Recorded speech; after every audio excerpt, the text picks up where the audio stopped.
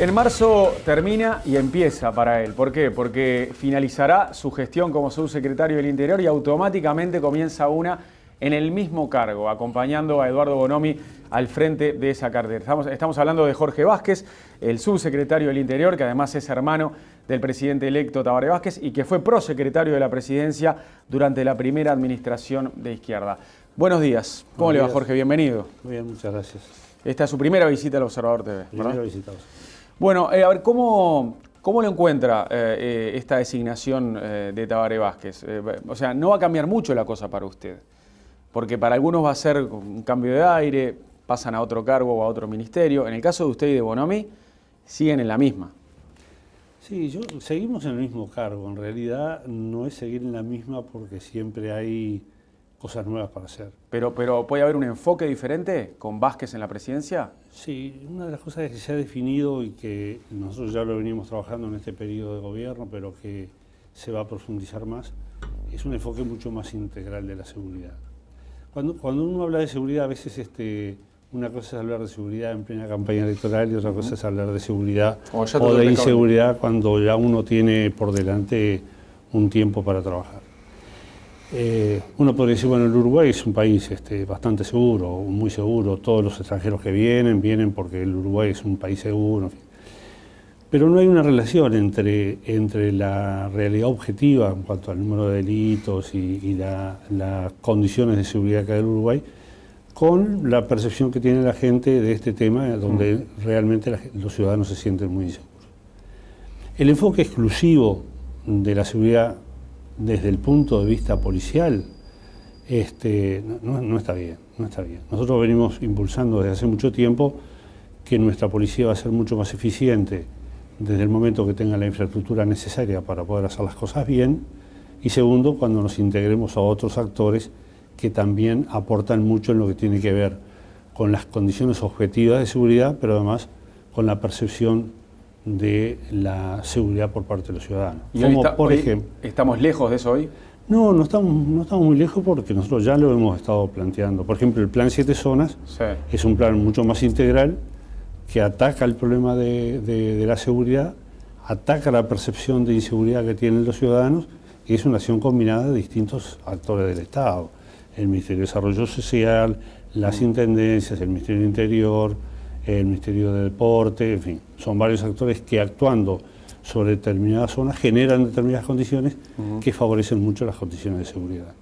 Y a ver, ¿cuándo la gente va a empezar a notar más ese enfoque integral? Bueno, nosotros estamos ya planteando este enfoque integral, lo vamos a profundizar más, pero...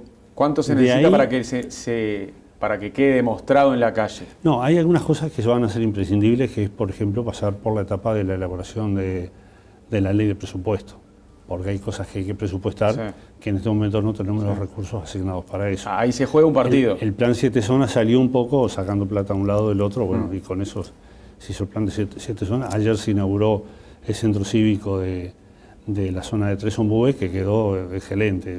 Eso cambia realmente las condiciones de la zona. Esto hay que pasarlo por la ley de presupuesto y hay que empezarlo a implementar. Pero igual, de todas maneras, yo debo decir de que estas acciones a veces no van atadas de la percepción o de la sensación que pueda tener la gente de mayor o menor seguridad. De hecho, hay países que son mucho más inseguros que Uruguay, mucho más violentos que Uruguay, sin embargo, los ciudadanos se sienten más seguros. Creo que la acción combinada de esto nos va a dar como resultado mejorar sobre el número de delitos, que eso es lo que es la seguridad objetiva, y permitir que los ciudadanos se sientan más seguros. Tabaré Vázquez durante la campaña prometió bajar como mínimo el 30% de las rapiñas y los hurtos. Y la pregunta es, ¿cómo será posible esto? ¿Cómo se podrá hacer si desde el año 80 o desde la década del 80 vienen subiendo periodo tras periodo? ¿Hay que hacer magia? No hay que hacer magia. Esto no tiene magia. Esto tiene mucho trabajo y tiene que ver mucho con un trabajo planificado, sistemático y permanente, ¿no? Lo peor que se puede hacer en estos temas de seguridad es cobrar al grito. Si la gente pide tal cosa, salía a lo loco a hacer cosas, en realidad los resultados son malos. Yo le decía recién, el Ministerio del Interior en estos 5 años ha mejorado notablemente la infraestructura. Hoy en día nosotros tenemos una policía que la podemos comparar con las mejores policías del mundo. Desde el punto de vista de policía científica, que no tenemos nada que envidiarle a nadie. De hecho, mucha tecnología que estamos trayendo, la estamos trayendo de los mismos lugares donde la están aplicando, como por ejemplo Estados Unidos. Hemos recurrido a los mejores asesores internacionales. Hoy en día nuestra policía va a capacitarse a la Universidad de Cambridge, va a capacitarse en Nueva York, vienen técnicos y consultores de España, de Chile, de Estados Unidos, del Reino Unido. Hemos incorporado tecnología que permite hoy en día tener la huella genética, donde se están descubriendo una serie de delitos, porque hoy en día tenemos esa herramienta que antes no la teníamos. Tenemos una ley de armas que no teníamos y compramos equipamiento para hacer la huella balística de cada una de las armas legales que están en el país. Eso nos va a permitir poder identificar municiones que se utilizaron en determinados hechos, ya sea enfrentamientos armados, homicidios, que hasta ahora no teníamos la herramienta para poder identificar, ahora la vamos a tener, ahora mejor dicho la tenemos. Teníamos un sistema de comunicaciones policiales muy malo, hoy en día tenemos las mejores comunicaciones que tienen las policías en el mundo. Tenemos más policías, tenemos más equipamiento. Generamos en el transcurso de estos 5 años, y yo creo que es un hecho primero histórico por la cantidad de tecnología que incorporó la policía, pero también un hecho histórico en el sentido de que en tan poco tiempo se haya incorporado en una unidad tanta tecnología. Nos queda por terminar de capacitar a los recursos humanos. Siempre hay un desarrollo desigual, uno incorpora tecnología y hay que adecuar eso, acompasar eso con la capacitación del recurso humano, y eso nos va a permitir tener mejores resultados sobre la prevención del delito, la creación de algunos delitos y llevar a la cárcel a los delincuentes que en muchas oportunidades la policía tiene la convicción de que son culpables, pero no tenía las pruebas como para poder convencer a la justicia de que debería ser procesado. Y todo esto forma parte de una estrategia para tratar de frenar y de revertir esa tendencia de los últimos 30 años. Sin duda. ¿Hay algo más? Aparte del equipamiento, ¿hay algo más que se vaya a implementar en la calle? No, hay más cosas, sí. En cuanto a la actuación policial, por ejemplo. Por ejemplo, se ha cambiado mucho la forma de operar de la policía. Antes nosotros teníamos un sistema de patrullaje, por ejemplo, cuando Radio Patrulla estaba como estaba. Teníamos un sistema de patrullaje donde los patrulleros salían a recorrer sin ninguna, digamos, planificación previa.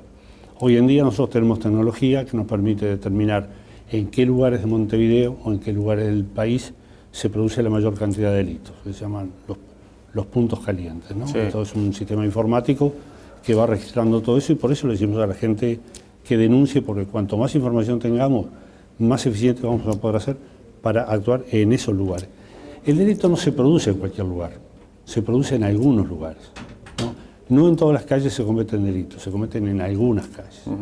El otro sistema que hemos incorporado, que lo estuvimos viendo cómo funcionaba en Estados Unidos, sobre todo lo utiliza mucho la policía de Los Ángeles y también lo están utilizando en el Reino Unido, es lo que se llama el PredPol, que es la predicción del delito. Esto, con los puntos calientes, con la distribución del patrullaje que uno tiene, el número de policías que tiene en la calle, hace un análisis de eso y le dice, bueno, probablemente usted en las próximas 6 horas, por el sistema de corrimiento del delito y cómo opera la delincuencia, usted va a tener la mayor cantidad de delitos en tal lugar. Y uno puede derivar el patrullaje a ese lugar y evitar que se cometan delitos. Esto en algunos lugares en Estados Unidos ha permitido reducir los delitos hasta en un 50%.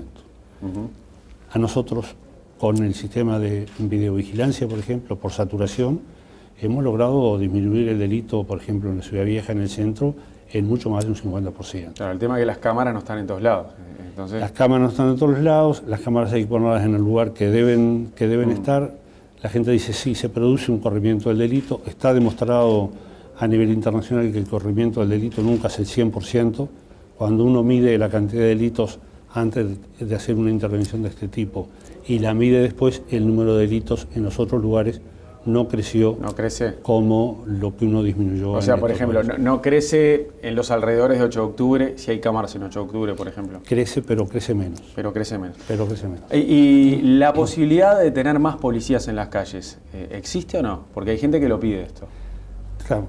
El reclamo de tener más policías en la calle lo tuvimos desde el principio de este gobierno. De acuerdo, de hecho, en el acuerdo interpartidario, uno de los puntos que había era tener mayor cantidad de policías en la calle. Nosotros hemos incorporado una cantidad muy importante de policías y decíamos, no alcanza solamente con tener el policía en la calle, sino que hay que darle las herramientas para que el policía trabaje en forma eficiente. Y las herramientas no es solamente la moto o el patrullero o el equipo de radio, sino todo un sistema que permite que ese policía esté en el lugar donde debe estar y no en cualquier lugar. El cambiar el sistema de patrullaje, como yo le planteaba, lo que hacía Radio Patrulla antes, a la unidad de patrullaje que tiene hoy en día la Jefatura de Policía de Montevideo, hay un cambio abismal. Hoy en día se patrulla con más de un móvil, con más de una moto, con vehículos encubiertos y se patrulla por las zonas donde se cometen la mayor cantidad de delitos. Lo más importante no es salir corriendo atrás del delincuente, lo más importante es que el delincuente no tenga la oportunidad para cometer el delito. Y ese es un cambio cultural que hay que hacer en la policía, que lo está haciendo toda la policía del mundo. Por ejemplo, me decía el jefe de policía de la ciudad de Boston, si usted piensa que va a ver a la policía de Boston de sirena prendida y corriendo atrás del delincuente, se equivoca. Eso es para las películas. Nosotros tenemos que estar en aquellos lugares donde eventualmente se pueden cometer delitos y evitar que el delito se cometa. Esa es la acción más importante que tiene la policía y en ese sentido nosotros estamos trabajando. Otra de las promesas que hizo Vázquez durante la campaña fue la de bajar la reincidencia al 30%. Y hoy está en 52%, ¿no? Según el Ministerio del Interior. ¿Cómo harán para bajar tanto la reincidencia de los presos, de los expresos, ¿no? Tenemos una reincidencia del 52%, pero cuando uno toma la población carcelaria que ha salido en libertad porque ha estado trabajando o ha estado estudiando y se reinsertan en el mundo laboral, la reincidencia baja aproximadamente a un 8%. Quiere decir que nosotros estamos en el buen camino, hemos mejorado mucho el sistema penitenciario, no hay que olvidarse que hace 5 años atrás el hacinamiento de las cárceles era brutal, teníamos cárceles totalmente destruidas, los presos no estaban integrados a la actividad laboral, no tenían una actividad de capacitación, eran muy poquitos. Hoy en día hemos logrado abatir el hacinamiento prácticamente a cero.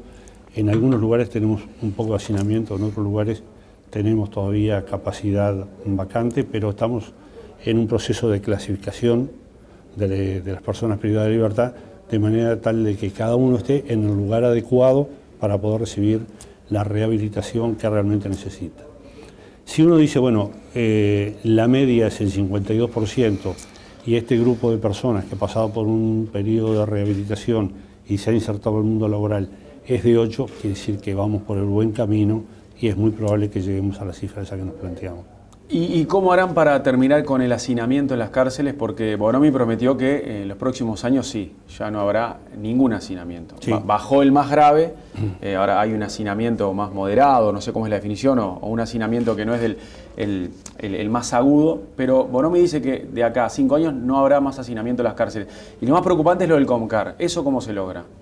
Pero nosotros tenemos en marcha por un emprendimiento público-privado la creación de una nueva cárcel de aproximadamente 2.000 plazas. Sí.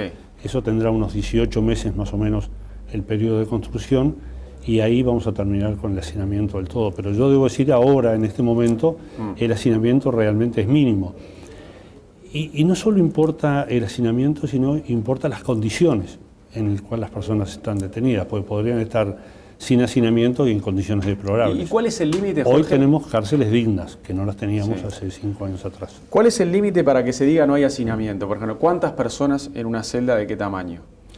Eso está establecido a nivel internacional, pero el hacinamiento se mide por un lugar para dormir para cada persona que está privada. Que cada uno tenga su cama. Que cada uno tenga su cama y su espacio, no es solamente hacinamiento de camas, es cada uno tenga un espacio, su cama y un espacio un área para adecuado, sí, que anda alrededor de los 3 metros por 2 y pico, más o menos, para lo que está establecido más o menos internacionalmente. Ahora, estas promesas que se hicieron son riesgosas también, porque la gente las va a recordar, la oposición también, Y al cabo del próximo quinquenio, si no se bajaron un 30% las rapiñas y si no se bajó la reincidencia al 30%, van a decir, bueno, en esto fracasaron. Y por más que las cosas que dicen ustedes demuestren la intención de cambio, hay gente que va a decir, bueno, a mí no me queda claro que lo vayan a lograr. Si en 30 años no se consiguió bajar el número de rapiñas, ¿cómo lo van a hacer? Es como que... Claro, yo creo que otra de las cosas que hay que ver es el comportamiento del delito. Hay mucha gente que está acostumbrada, y se ha utilizado mucho en campaña electoral y durante los 5 años, en hablar del número de delitos. Sí. El número de delitos da cuenta solamente de un aspecto del problema, no de todo el problema. Han aumentado las rapiñas, es cierto, nosotros veníamos con un crecimiento de rapiñas de aproximadamente un 20% cada año, venían creciendo, ¿verdad? En los últimos años el crecimiento está por debajo del 10% o en el entorno del 10%. Quiere decir que la curva viene bajando. Se moderó el crecimiento. Se moderó el crecimiento. Pero hay que ver qué es lo que pasa con los delitos contra la propiedad. La rapiña es un delito contra la propiedad, igual que el hurto es un delito contra la propiedad. ¿Cuál es la diferencia entre el hurto y la rapiña? Es que la rapiña es el hurto con violencia. Los hurtos han bajado, y han bajado mucho. Tenemos mucha cantidad de hurtos y el peso sobre los delitos contra la propiedad, el peso de los hurtos es muy importante. Es muy fácil que un hurto se transforme en rapiña. Simplemente hay que agregarle el elemento violencia. En una sociedad que sistemáticamente se ha ido siendo más... Que se ha ido violentando, ¿no? Es mucho más fácil que un hurto se transforme en rapiña. Entonces, cuando nuestros policías registran lo que antes era un hurto, hoy en día, si está el componente violencia agregado, eso se registra como rapiña. Eso ha hecho que las rapiñas aumenten y que los hurtos bajen. Pero los hurtos bajan mucho más que el crecimiento de las rapiñas. Cuando uno los mide juntos, los delitos contra la propiedad en este periodo de gobierno han bajado. Pero cuando se separa rapiñas de hurtos... Cuando uno separa rapiñas de hurtos, los hurtos bajan y las rapiñas han subido. En el entorno de un 10% en lo que va de este año. Volviendo al tema de las cárceles, Vázquez, ¿cómo está o en qué está el tema del bloqueo de los celulares a los presos? Que ya es de siempre, desde que existen los celulares, están ahí y ellos los tienen y llaman a todos lados, llaman hasta a los medios de comunicación. Sí. ¿Ha sido efectivo eso? En los lugares donde lo hemos aplicado, sí. Nosotros no tenemos el 100% de las cárceles bloqueadas por una cuestión tecnológica también. No es fácil implementar una medida de bloqueo total, porque en las cárceles no solamente hay personas privadas de libertad, sino están los funcionarios, en el entorno hay vecinos, hay gente, hay trabajadores que no deberían de ser bloqueados. Hay que hacer un bloqueo selectivo, eso tecnológicamente no es fácil, lo estamos haciendo modularmente, porque además hay que hacer una buena inversión allí, pero bueno, lo estamos logrando. Y también lo importante... Usted hace algunos años habló de amenazas, ¿no? Por este tema, ¿no? Amenazas a jerarcas por el bloqueo de celulares. Sí, bueno, siempre uno toma alguna medida, alguien se enoja un poco, pero bueno, las medidas hay que tomarlas igual. Pero el tema del celular, más que el tema de la comunicación, importa el tema de la corrupción. Porque los celulares están prohibidos en las cárceles y alguien los entra, ¿verdad? Entonces nos estamos muy comprometidos con el combate contra la corrupción a nivel policial, porque ninguna institución, y menos una institución policial, puede ser eficiente si tiene elementos corruptos en su funcionario. Hemos trabajado mucho sobre este tema. Hoy en día en las cárceles hemos puesto tecnología para poder pasar por equipos de rayos y detectores de metales a todos los funcionarios y a toda la visita, y inclusive a los abogados. Y eso en algunos lugares ha disminuido muchísimo la posibilidad del uso de celulares, más allá de que en algunos otros lugares todavía este problema no está quedando. Vázquez, en su momento usted fue muy escéptico cuando habló de la legalización de la marihuana, ¿no? Y a usted no le convencía mucho el proyecto que regulaba el mercado de la marihuana en Uruguay. Hoy eso es ley, va a empezar a funcionar en unos meses, probablemente en el gobierno de Tabaré Vázquez y no en porque no están todavía las licencias y efectivamente la marihuana en las farmacias se va a empezar a vender después de marzo. ¿Qué piensa ahora de esa ley? ¿Cambió su concepto o sigue pensando lo mismo? No, yo sigo pensando lo mismo, pero en la medida que la ley existe, tenemos que cumplirla. En realidad, yo debo decirle que no era que yo estuviera en contra de que se regulara el tema de la marihuana. Yo estuve en contra del mecanismo. Me parecía que había mecanismos diferentes como para poder hacer lo mismo. ¿No le convence que se venda en farmacias, por ejemplo? No. A ver, en farmacias se vende la morfina. Sí, está, que es otra droga. Es otra droga. Se vende el Lexotan. Entonces, todas esas drogas que son legales y que están reguladas y que la gente consume mucho más que la marihuana. ¿Y qué es lo que no le convence? Mucho más la marihuana. El mecanismo por el cual se implementó. Creo que si se hubiera transitado primero por el uso medicinal de la marihuana y sobre todo no hacer tanto enfoque en el tema sustancia, sino hacer un poco más de enfoque en el tema social, yo hubiera estado más contento. Porque además, nosotros en el periodo anterior, cuando estuvimos al frente de la Junta Nacional de Drogas y que con Milton Romani, que era el secretario de Drogas, participamos en muchos organismos internacionales, Uruguay se jerarquizó mucho por los planteos que fue haciendo ahí. Primero, nosotros hicimos un planteo muy fuerte sobre el tema de los derechos humanos, porque debemos recordar de que las personas adictas que teníamos en el país, sobre todo consumidores de pasta base, no tenían ni un centro público donde poder atenderse. Nosotros fuimos los que creamos el Portal Amarillo, que fue el primer centro público de atención a las adicciones, donde atendíamos a las personas adictas, pero familiares, amigos, etcétera, donde no había que pagar nada. Uno de los grandes reclamos que nosotros teníamos es que no había un centro público donde poder atenderse. Todo el mundo tenía que pagar en un centro privado. Y las instituciones de salud, como era un problema de adicción, cuando muchos lo trataban como un problema psiquiátrico y la persona tenía derecho a un mes de internación psiquiátrica y nada más. Nosotros planteamos el tema de los derechos humanos en el consumo de drogas. Planteamos la responsabilidad social y compartida, porque estos fenómenos de drogas aparecen en nuestros países, sobre todo Uruguay, que era en su momento un país de tránsito, porque hay otros países que son altamente consumidores. Y esos países altamente consumidores le exigen a los países que estaban siendo tipificados en ese momento como países de productores o países de tránsito, le exigían una serie de medidas de control que si nosotros lo hacíamos bien, a ellos les iba a ir bien porque les ingresaba menos droga. Pero las políticas de prevención de droga en esos lugares no eran suficientemente buenas. Nosotros establecimos una serie de conceptos que los largamos a nivel internacional, que hoy en día, por ejemplo, nadie habla de la guerra contra el narcotráfico, nadie habla de guerra a las drogas, hoy se habla del problema internacional de las drogas, hoy se ha avanzado muchísimo en el conocimiento de este tema, y siempre insistimos que el problema no eran las sustancias, sino que el problema eran las personas, el problema era la sociedad. Si nosotros tenemos una sociedad diferente, con personas que tengan otra expectativa de vida, que tengan otras opciones, donde realmente no cunda tanto el desánimo, el escepticismo y el consumismo, probablemente la gente no tenga necesidad de transitar por el camino del consumo de drogas. Otro de los conceptos que nosotros impulsamos mucho es que las drogas no entran a los países y corrompen y destruyen la sociedad, sino que primero hay una corrupción y una destrucción de la sociedad, y ese es el terreno fértil para que entre la droga y entre el narcotráfico. También definimos de que enfrentar el problema de drogas no era enfrentar exclusivamente el narcotráfico. Nosotros el narcotráfico lo enfrentamos, pero con muchísima fuerza. De hecho, las organizaciones de narcotraficantes internacionales y nacionales de nuestro país no han logrado prosperar. Tenemos las cárceles llenas de bolivianos, paraguayos, serbios, italianos, portugueses, mexicanos, colombianos. Todo por narcotráfico.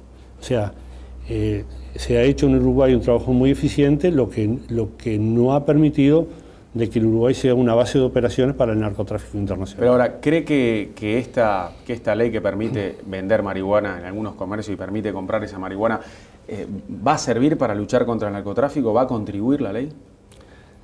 Yo creo que nosotros no podemos pensar en una sola medida de combate al narcotráfico, ni solucionar el tema de las drogas. Pero el motivo de esta ley es ese. El tema de las drogas se soluciona con un enfoque integral, un enfoque social, un enfoque eso está claro, pero más allá de lo integral, ¿esto va a servir? ¿Usted cree que servirá, que será efectivo esto para contribuir con la lucha? Ojalá ayude. O sea, para usted es un tema de fe hoy, ojalá. No, yo no hago un problema de fe. Yo voy a seguir trabajando contra el narcotráfico con la misma fuerza que trabajé siempre. Esto no dice, bueno, cómo funciona esto, olvidémonos del narcotráfico porque el mercado solo va a regular el tema de las drogas. El mercado solo no va a regular nada. De hecho, yo pienso que muchas personas que tienen el consumo no problemático de drogas van a tener la posibilidad de comprar en la farmacia y no comprar en el mercado ilegal. ¿Y habrá... pero globalmente sobre el narcotráfico, ojalá tenga mucho impacto. Yo creo que no va a tener mucho impacto porque el consumidor problemático de drogas no solamente consume marihuana. El consumidor problemático de drogas consume marihuana, consume cocaína, toma bebida alcohólica y anda armado y comete delitos. Pero bueno, esto está, vamos a trabajar con eso, vamos a tratar de que esto sea una muy buena herramienta para solucionar el problema de drogas que tenemos en el país. Si esto anda bien, Uruguay va a ser un ejemplo a nivel internacional. Yo soy muy defensor de los derechos de las personas, pero también soy muy defensor de que el Estado y la sociedad se tiene que preocupar mucho por el derecho a la vida, por el derecho a la salud y el derecho a tener una sociedad libre del consumo de drogas. En eso vamos a trabajar. ¿Y cómo será la operativa de seguridad para esas farmacias? ¿Van a tener alguna protección o custodia para que no vayan a robarse la marihuana? Bueno, hoy en día eso todavía está estudiándose, ¿no? Pero bueno, habrá que darle la protección que sea necesaria. Vuelvo a repetir, hoy en día en las farmacias o en algunas farmacias o en las droguerías existen medicamentos que podrían estar expuestos también al robo y esto no está pasando. Y supongo que también habrá una seguridad para las plantaciones. Bueno, eso ni que hablar. Para esos lugares donde se planta la marihuana. En eso sí se ha avanzado mucho más. Se han establecido algunos lugares donde van a estar los predios para poder plantear y la medida de seguridad para que eso funcione bien. Y hablando de medidas de seguridad, ¿usted sigue teniendo custodia por el tema del narcotráfico? ¿Por las amenazas que recibió? Bueno, yo le voy a decir una cosa como un criterio general. Cuando uno se cuida de algo no debe decir que se cuida. Ni yo ni nadie, ¿verdad? Las medidas de seguridad son eficientes cuando el enemigo no sabe cuáles son las medidas de seguridad que uno... Pasa que las suyas se hicieron públicas. Bueno, sí, se hicieron públicas y bueno, y lo que yo hice y lo que estoy haciendo en cuanto a mi trabajo vinculado al combate al narcotráfico es público, es conocido y bueno, y en función de eso me cuido. Se cuida. ¿Y Guarteche está en la misma situación? En la misma situación. Bien. Pero, a ver, yo recuerdo que hubo épocas en las que usted tuvo más presencia mediática por el tema narcotráfico. Hay épocas en las que tiene más presencia, otras épocas de perfil más bajo. ¿Lo de las amenazas es constante o también tiene sus periodos? O sea, ¿a usted lo han seguido amenazando en estos últimos meses? No. Pero, a ver, cuando uno cumple determinada tarea, determinada función, no lo digo por mí, por cualquiera que esté vinculado a los temas de seguridad, a lo de los jueces, los fiscales, los policías que están trabajando en estos temas, contra el crimen organizado, no exclusivamente contra el narcotráfico, sino trata y tráfico de personas, en fin, todo lo que significa el crimen organizado, siempre están expuestos al riesgo. Entonces uno se tiene que preguntar, ¿cuándo se tiene que cuidar más? ¿Cuando alguien lo amenaza o cuando nadie dice nada? Porque yo la verdad, si alguien me llama y me dice, mirá que te voy a hacer tal cosa, me preocupa mucho menos que cuando no me avisan. Que si no avisan. Sí. Vázquez, y hay algo que lo preocupe hoy en este tema, porque el gobierno del Frente Amplio como que tomó como una bandera, ¿no?, la lucha contra el narcotráfico, y hubo resultados, sí, y se vieron. Pero ¿hay algo que hoy lo tenga preocupado en este sentido? ¿Alguna nueva modalidad, alguna nueva forma de ingresar la droga o de sacarla? Porque yo supongo que echa la ley, echa la trampa, ¿no? Sí. Le buscan la vuelta permanentemente para sacarla por un lugar nuevo. Sí. ¿Hay novedades en ese sentido? Sí, esas son las reglas de juego, ¿no? Siempre el narcotráfico está viendo cuáles son las vulnerabilidades que uno tiene para poder por ahí meterse. La habilidad nuestra es ir generando una serie de herramientas, una serie de bloqueos y una serie de controles que haga que ellos fracasen. Ni ellos dicen cómo van a actuar, ni nosotros decimos qué es lo que vamos a hacer. El que dé el primer paso es el que va a ganar. Por ahora, en mi opinión, nosotros venimos muy bien. Pasa que yo le estoy preguntando por un tema que se maneja en silencio, pero usted dice que va muy bien. Por ahora venimos muy bien, no tenemos organizaciones internacionales de peso operando en el país. Hemos tenido muchos intentos de, bueno, ustedes habrán visto algunas operaciones muy ingeniosas, como utilizar hombres ranas para colocar depósitos de drogas debajo de los barcos para llevarlos a otro país. Bueno, eso se desarticuló, se intentó sacar droga del país camuflada en exportación de maquinarias, eso también fracasó. Se trajo droga por vía aérea, esto, bueno, también fracasó. El tema es que lo que no se desbarató, no sabes cómo lo están haciendo, quizá. ¿Sí? Bueno, pero esa es la de siempre. Esa es la de siempre. Mire, yo estuve trabajando hace un tiempo, fui a ver cómo operaba este tipo de cosas en Estados Unidos, sobre todo en la parte sur, en Miami, donde tienen mayor afluencia de entrada de drogas a Estados Unidos, y yo no le voy a dar las cifras porque no quiero manejar cifras que ellos manejan con mucha confianza con uno, pero en realidad todos están convencidos que del 100% de los tráficos que ellos saben que vienen para Estados Unidos, la incautación no es el 100%, siempre es mucho menos. Siempre se parte de la base de que algo termina entrando. Nosotros debemos tratar de reducir esa brecha, tratar de que entre lo menos posible. Esto se mide, es difícil de medir, las cosas que no suceden es difícil de medir. A veces se mide en forma indirecta, cuando uno dice, bueno, desde el momento que yo empecé a hacer esto, ¿qué fue lo que pasó?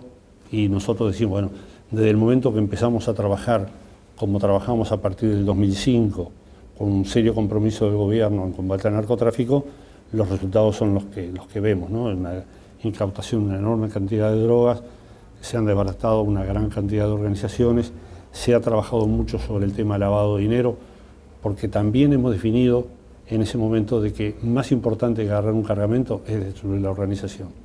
Y para destruir la organización hay que agarrar el cargamento, que sí que es importante, pero hay que agarrar a las personas y sacarle la infraestructura que ellos tienen para operar. Eso es lo más importante. Si no, eso se reproduce con mucha facilidad. Ellos pierden un cargamento y recuperan, con la enorme ganancia que tienen, lo recuperan en el próximo cargamento. Uno les incauta los autos y ellos no compran droga con los autos, compran con propiedades, con bienes, con fondos, con recursos económicos que tienen en otro lado. Nosotros vamos sistemáticamente atrás de esos recursos para evitar que ellos sigan operando. ¿Y cómo es la también se mide por la cantidad de droga que uno incauta. Sí. Y bueno, y ha venido creciendo la incautación de droga. Uno se puede preguntar, bueno, ¿es porque somos más eficientes o porque ellos quieren entrar más cantidad? Nunca le vamos a saber, pero se la sacamos. ¿Y cómo es la lucha contra las bocas de venta de pasta base? Porque hay una acá en la esquina y si van y la cierran, en una semana abrió la misma a una cuadra. Sí. La policía es consciente de eso. Sí. ¿Cómo se hace para luchar contra eso? El combate a las bocas de pasta base es mucho más difícil de lo que los ciudadanos piensan. Uno dice, bueno, ahí hay una boca, todo el mundo lo dice, todos los vecinos todos los vecinos dicen, pasamos, vemos por ahí, bueno, ¿cierto? Pero cuando uno logra en un allanamiento incautar droga en una boca de pasta base, incauta 100 gramos, 200 gramos, o no incauta nada porque la tiran por el water, o porque hay muy poquitas dosis y ellos dicen que son para consumo, o de repente de los que uno detiene ahí, la policía lo lleva a la justicia y uno se hace responsable y el resto queda en libertad. Los que quedan en libertad vuelven a vender droga porque tienen que bancarle el abogado al que está preso, tienen que bancarle el paquete, el peaje en la cárcel, tienen que seguir manteniendo y tienen que crecer. Entonces el combate a las bocas es muy difícil porque además ellos tienen perros, ponen rejas, en algunos lugares es muy difícil que uno pueda poner una vigilancia policial, etc. La estrategia contra el combate a las bocas viene primero por cortarle el suministro, ¿no? A ver, impedir que le llegue la pasta base. Ahí está. Cortarla antes en otro lado. De 1 kilo de pasta base se sacan 6.000 dosis. Cuando nosotros logramos incautar un cargamento de... A ver, un ejemplo, voy a poner un ejemplo. Lo pongo muchas veces, capaz que ya me lo han sentido, pero es muy gráfico. Hace un año o dos nosotros destruimos una organización uruguaya que entraba 700 kilos de pasta base de cocaína por año al país. 700 kilos de pasta base de cocaína son más o menos unos 4 millones de dosis. O sea, evitamos que entrara al mercado 4 millones de dosis de pasta base. De esos 4 millones se nutren ¿cuántas bocas? Miles de bocas. Pero profundicemos un poco más. Si uno piensa que una dosis de pasta base vale, póngale $2, 40 pesos, lo que valía el dólar en ese momento, esa organización recaudaba 8 millones de dólares por año. Es una barbaridad. Pero si uno se pregunta de dónde salían esos 8 millones, sobre todo de consumidores de pasta base, quizás muy pocos puedan pagarlo de su bolsillo porque trabajan, muy pocos. Algunos otros pocos pueden ser que los padres le den plata y ellos deriven eso en comprar pasta. La mayor cantidad de consumidores cometen otros delitos para poder consumir pasta base. Entonces, roban championes, le roban la mochila a los gurises que van al liceo o van a la escuela, le roban el celular a la gente, arrastran a una señora para poderle sacar la cartera y de repente no le sacan más de 100 o 200 pesos. Es ese delito, esa rapiña que todos los días pega y que a la gente la hace sentir muy insegura, y es cierto. Pero este delito, que muchas veces pasa desapercibido, el negocio de 8 millones de dólares, es el que mantiene esa sensación de inseguridad que la gente siente. La gente no ve en general este problema macro, pero sí ve esta otra manifestación que es la boca y el delito que está asociado a la boca. Nosotros cuando pegamos acá arriba logramos desbaratar. La idea es ir a cortar el chorro antes. Sí, eso es lo que venimos haciendo. Pero también tenemos que actuar sobre la boca. Sí, claro. Porque en el entorno de la boca se produce un fenómeno social, de mucha gente que circula, de gente que va a comprar, de gente que se queda después cerca del contenedor durmiendo, tirado en el piso, eso roban al que viene caminando por allí.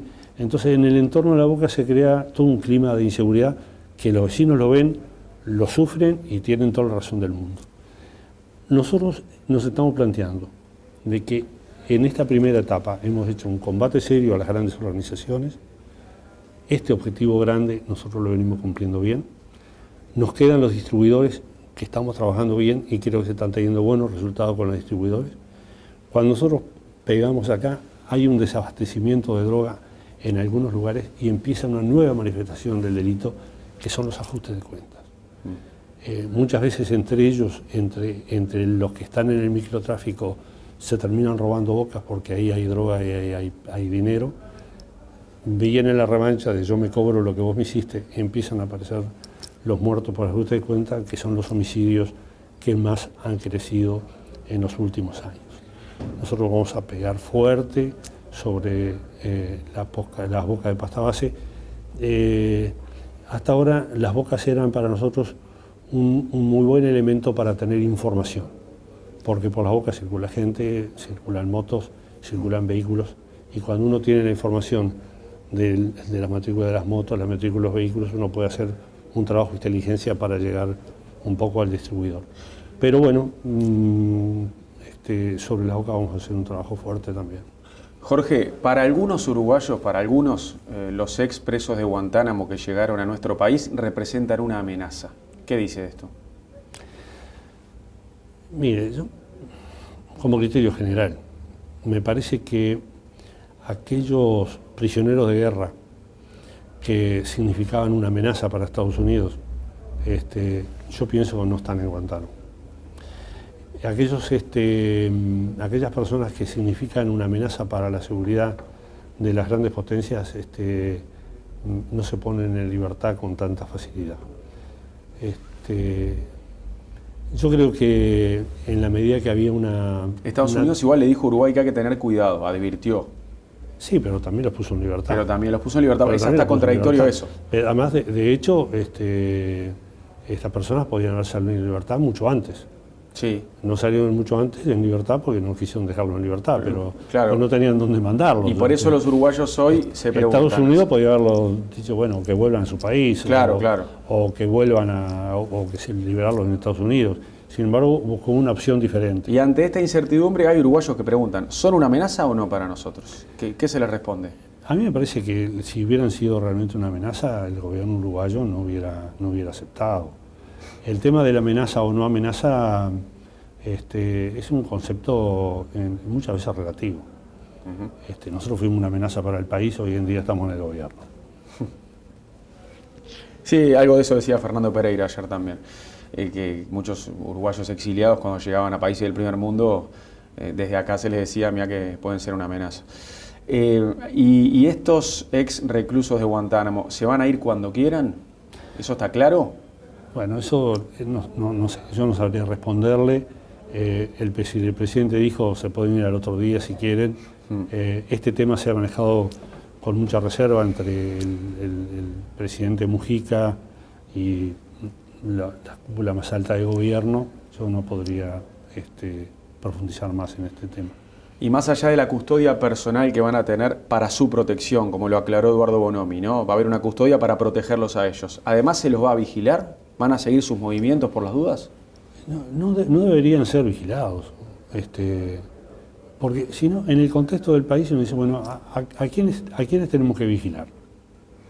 ¿No? Entonces haríamos una lista de personas peligrosas a ser vigiladas. Y yo creo que los ciudadanos y estas personas que vienen en calidad de refugiados son personas libres, no tienen que ser sujetas a una vigilancia especial. A cuidarlos, a protegerlos, sí, como cualquier ciudadano. Nuestra obligación es proteger los derechos de los ciudadanos, los derechos de las personas. En este caso, refugiados, el derecho de los refugiados. Tenemos muchos refugiados en el país y nosotros no andamos vigilando a ver qué hacen o qué no hacen, ¿no?